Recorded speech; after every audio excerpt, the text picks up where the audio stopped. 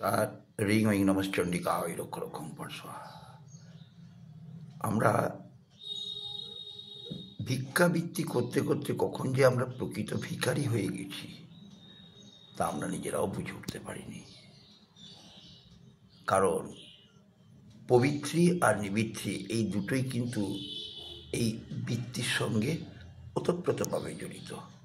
ভিক্ষাবৃত্তি করা স্বয়ং করতে করতে ভিক্ষা করতে করতে আমরা এমন একটা জায়গায় গিয়ে ভিক্ষাবৃত্তি করছি যেটা সাধারণত সে মেনে নিতে পারে না।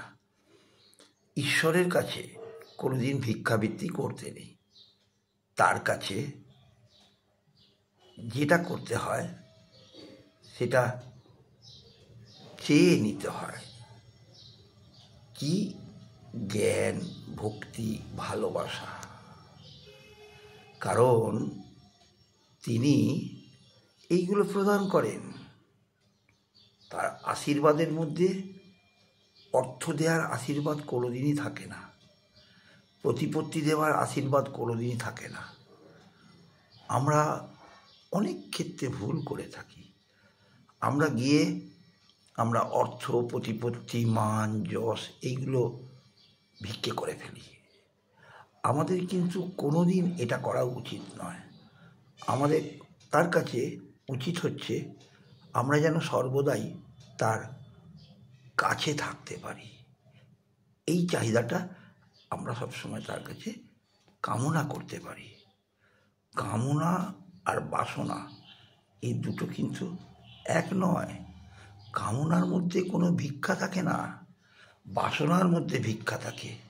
এই বাসনা শব্দটির মধ্যে ভিক্ষাবৃত্তিটা লুকিয়ে আছে। তো সেই হিসেবে সে কিন্তু কোনোদিন ভিক্ষাবৃত্তি পছন্দ করে না।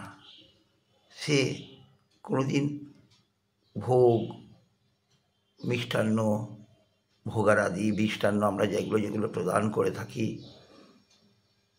নানাবিধ ফলমূলাদি, নানাবিধ উপাচার দিয়ে আমরা পুজো করে থাকি, সে কিন্তু সেগুলো গ্রহণ করে না।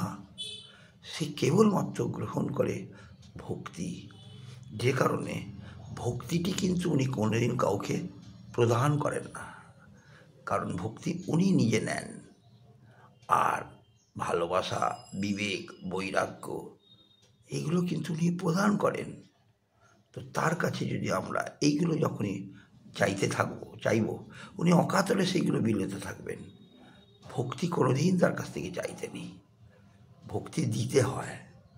কারণ উনি ভক্তি নেবার জন্য বসে আছেন দুহাত বাড়িয়ে। ওনার কাছে বর এবং অভয় মুদ্রা আছে। এই অভয় মুদ্রা, বর মুদ্রা দিয়েই উনি আমাদের যাবতীয় যা কিছু প্রদান করে থাকেন। ভিক্ষাবৃত্তি করতে নেই। দেবাদিদেব, স্বয়ং দেবাদিদেব, তিনি ভিখারি নন। আমরা তাকে ভিখারি বলে অভিহিত করি, কিন্তু তিনি ভিখারি নন। তিনি সত্যের পূজারী। তিনি সত্য ভিক্ষা করেন। তিনি অর্থের ভিক্ষা করেন না, তিনি বিষয়ের ভিক্ষা করেন না, তিনি বিবেক বৈরাগ্যের ভিক্ষা করেন। অর্থের ভিক্ষা, যশ, খ্যাতি, প্রতিপত্তির ভিক্ষা তিনি করেন না। তাই তো তিনি দেবাদিদেব। আর রাজরাজেশ্বরীর তিনি অর্ধাঙ্গিনী। সেই হিসেবে আবার বলে রাখি, ভিক্ষাবৃত্তি পরিত্যাগ করুন, করে বিবেক বৈরাগ্য কামনা করুন। কামনা আর ভিক্ষাবৃত্তি এই দুটো এক নয়, দুটোকে কখনোই গুলিয়ে ফেলবেন না। সবাই ভালো থাকুন, সুস্থ থাকুন, এই কামনা করি।